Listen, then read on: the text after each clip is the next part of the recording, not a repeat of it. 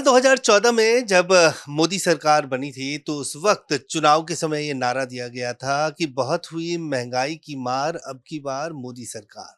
लेकिन 2026 आते-आते अब लोग पूछ रहे हैं कि प्रधानमंत्री नरेंद्र मोदी के उस नारे का क्या हुआ? जिस तरह से पेट्रोल और डीजल के दामों में लगातार बढ़ोतरी हो रही है। पिछले 10 दिनों में 4 बार इजाफा हुआ है। हमारे साथ बातचीत करने के लिए बीजेपी के वरिष्ठ नेता विजय शापला जी हैं, उनसे गलबात करते हैं। शापला साहब, महंगाई को लेकर अब जनता सड़कों पे है और पूछ रही है कि उस नारे का क्या हुआ जिस वक़्त 2014 में आप लोग दिया। देखिए, जनता सड़कों पे है नहीं। जनता तो देश के हालात को समझती है और देश के साथ खड़ी है। और जहाँ तक आप कह रहे हैं कि यहाँ सरकार ने ये रेट बढ़ाया, आप सब जानते हैं कि इंटरनेशनल मार्केट में उसकी क्या स्थिति है। आज क्या पेट्रोल डीजल क्राइसिस चल रहे हैं और इंडिया में सबसे कम रेट की बढ़ोतरी हुई तो सबसे कम इंडिया में हुई। और आपने पहले भी देखा होगा 4 साल 2 महीने में, अगर इस गैप को देखें तो कहीं भी भारत सरकार ने इसका रेट, डीजल में पेट्रोल के रेट नहीं बढ़ने दिए। जब आप देखते हैं कि यूक्रेन क्राइसिस आया, यूक्रेन क्राइसिस में आप सब जानते हैं कि पूरी दुनिया में इसका असर पड़ा। मगर जब रेट बढ़े तो भारत सरकार ने उसको जो उसमें समन्वय बिठाने के लिए या उसके ठीक ठाक करने के लिए अपने टैक्सेस में कमी की। 8 रुपए टैक्स कट किया और जनता के ऊपर बोझ नहीं बढ़ाया। और जब ईरान इराक की लड़ाई शुरू हुई, आप तब भी जानते हैं कि बहुत बड़ी पूरी दुनिया में, जहां यूएई जैसे मुल्क भी जो तेल पैदा करते हैं, बेचते हैं, उन्होंने भी अपने रेट बहुत ज़्यादा बढ़ा दिए, इंडिया से बहुत ज़्यादा बढ़ा दिए। अमेरिका या बड़े सभी यूरोप ने, पूरे ने बढ़ाया। मगर तब भी जब रेट बढ़े थे तो भारत सरकार ने अपने टैक्सेस में 10 रुपए की कमी करके रेट को ठीक रखा ताकि लोगों के ऊपर और बोझ ना बढ़े। मगर अब क्या है कि रेट पूरी दुनिया में सभी बढ़ रहे हैं, 8-10 रुपए बढ़ा है। और ये समझ में आता है कि दुनिया का एक इंटरनेशनल क्राइसिस है, उसमें बढ़ रहे हैं, ये सबको समझ में आता है। अगर दूसरे सवाल तो जो है, पंजाब सरकार के जो लोग बहुत सारे शोर मचा रहे हैं, ये बताएं इन्होंने 4 साल में 3 बार रेट बढ़ाया क्यों? हमारे सामने तो है क्राइसिस है, इंटरनेशनल क्राइसिस। इनके सामने कौन सा क्राइसिस है? भारत सरकार ने अपने टैक्सेस कम किए, इन्होंने अपने टैक्सेस बढ़ा दिए।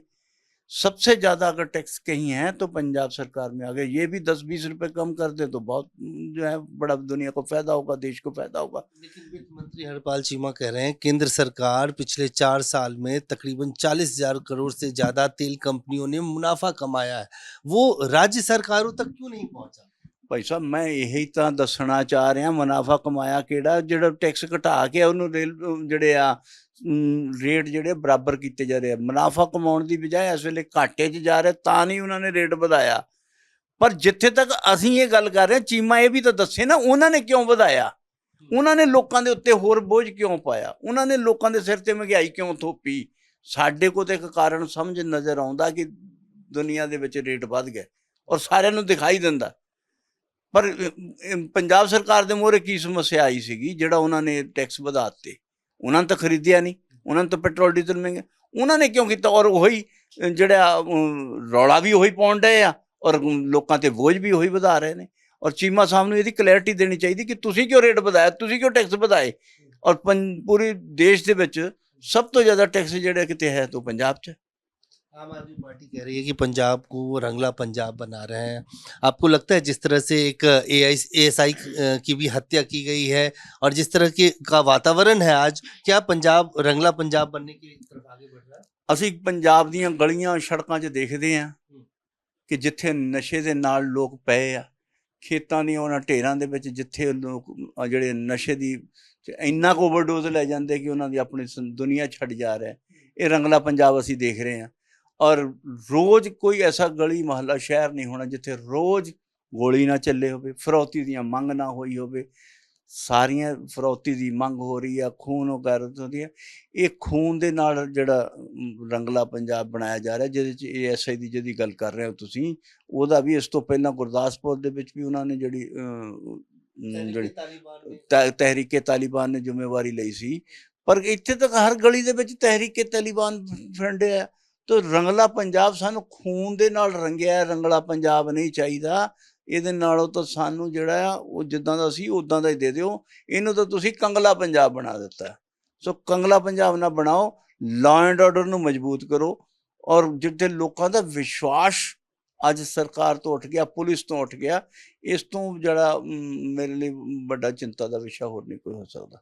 निकाय चुनाव होने जा रहा है, बीजेपी के लिहाज से किस तरह से देखते हैं, क्योंकि निकाय चुनाव में कई सारी शिकायतें भी अब सामने हैं। देखो निकाय चुनाव में ਜਿਹੜੀ ਗੱਲ ਮੈਂ ਕਰ ਰਿਹਾ ਸੀ ਕਿ ਜਿਹੜੀਆਂ ਕਾਰਪੋਰੇਸ਼ਨਾਂ ਦੀਆਂ ਚੋਣਾਂ ਹੋ ਰਹੀਆਂ ਜਾਂ ਨਗਰ ਪਾਲਿਕਾ ਨਗਰ ਪੰਚਾਇਤਾਂ ਦੀਆਂ ਹੋ ਰਹੀਆਂ, ਜਿਸ ਤਰੀਕੇ ਨੇ ਆਮ ਸਰਕਾਰ ਨੇ ਮਸ਼ੀਨਰੀ ਜਾਂ ਅਫੀਸਰਾਂ ਦਾ ਦੁਰਉਪਯੋਗ ਕੀਤਾ, ਸਰਕਾਰੀ ਮਸ਼ੀਨਰੀ ਦਾ ਦੁਰਉਪਯੋਗ ਕੀਤਾ ਹੈ, ਪਹਿਲਾਂ ਕਦੇ ਨਹੀਂ ਸੀ ਹੁੰਦੀ। ਉਹਨਾਂ ਜਿੱਥੇ ਜਿੱਥੇ ਭਾਰਤੀ ਜਨਤਾ ਪਾਰਟੀ ਮਜ਼ਬੂਤ ਸੀ ਉੱਥੇ ਸਾਰੀਆਂ ਦੇ ਉੱਤੇ ਭਾਰਤੀ ਜਨਤਾ ਪਾਰਟੀ ਦੇ ਬਹੁਤ ਸਾਰੇ 25-30 ਕੇਸ ਤਾਂ ਸਾਹਮਣੇ ਆ ਗਏ, ਸਾਰੇ ਆਉਂਦੇ ਵੀ ਨਹੀਂ।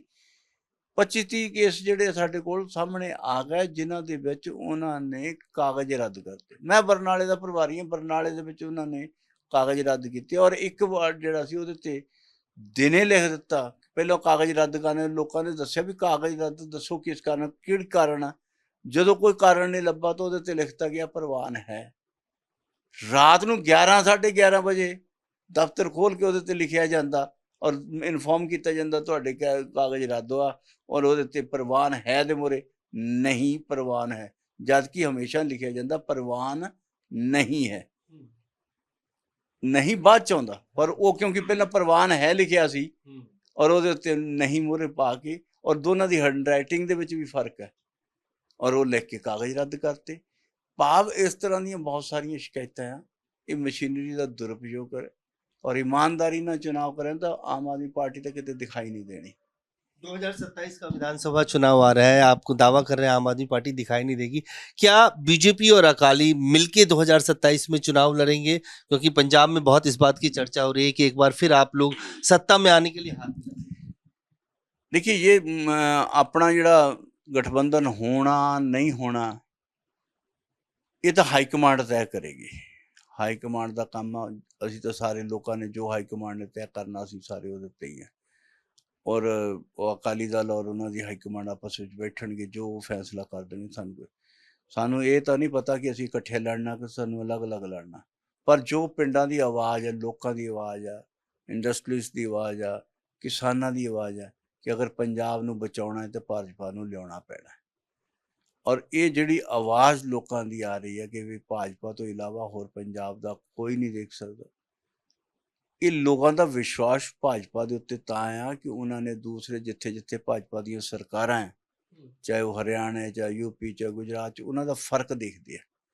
और लोग तो इत्थों तक कहते कि सानू जिहड़ा जोगी वर्ग है जिहड़ा मुख मंत्री चाहिए है, भाव वो भाजपा के कामां नूं भी देखते हैं। और जे हरियाणे च असीं 23 फसलों ते MSP दे सकते हैं तो पंजाब क्यों नहीं। सो इस करके लोग अगर किसान देखते हैं, इंडस्ट्री देखता, तो वो कहता कि विकल्प साडे कोल अगर पंजाब नूं बचाउणा है, पंजाब नूं अगे जिंदा रखना है तो इहदा विकसित करना तो इक्को एक हल आ, वो भारतीय जनता पार्टी। हुण ये तो मैनूं पता नहीं कि इकट्ठे होकर लड़ते या अलग अलग, पर लोगों का विश्वास भारतीय जनता पार्टी च वधदा जा रहा। तो साफ तौर से सापला साहब का कहना है कि साथ लड़ेंगे या नहीं ये तो नेतृत्व तय करेगा, लेकिन पंजाब के पिंडों से, गांवों से, किसानों की और इंडस्ट्रियलिस्ट की लोगों की आवाज है कि पंजाब में को अगर कोई बचा सकता है तो वो भाजपा ही बचा सकती है। कैमरान फिरोज के साथ अजय झा, दैनिक सवेरा, दिल्ली।